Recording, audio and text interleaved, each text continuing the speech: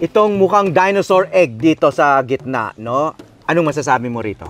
Actually, masabi ko dito, ito yung emblem for me ng Filipino food heritage. Emblem ng yeah. emblem. Kasi, for me, ito yung pwedeng maging simbolo. Kasi ito, Sir Howie, before, wala po masyadong bumibili nito. This is from Albuquerque, Bohol. Asin tibuok. Tibuok means full. Asin ito. Oo. Salt. Traditionally produced In Bohol. na asin sa Bohol. Yes po.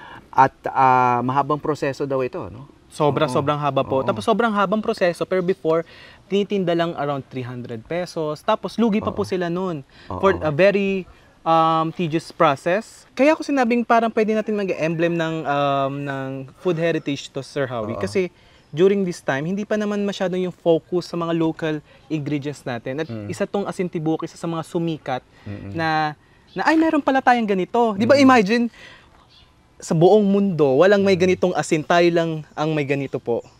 Ito ay talagang symbol of creativity, hard work ng mga Pinoy. Galing. Asin tibuok.